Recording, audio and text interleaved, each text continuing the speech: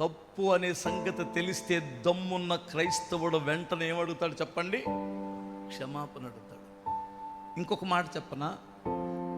తప్పు లేకపోయినా మన గురించి నా భార్య బాధపడుతుంది అంటే, నన్ను అపార్థం చేసుకుందంటే, సారీ నువ్వు ఇలా అపార్థం చేసుకున్నావని అంటే నేను ఆ మాట అనేవాడిని కాదు, నన్ను క్షమించమని. అది దమ్మున్న క్రైస్తవుడు, క్రీస్తును పోలిన వాడి యొక్క లక్షణం.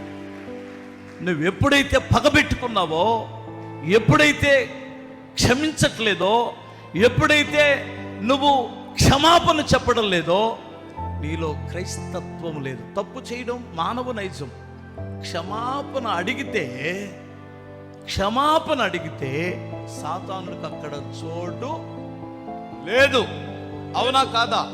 హల్లెలూయా.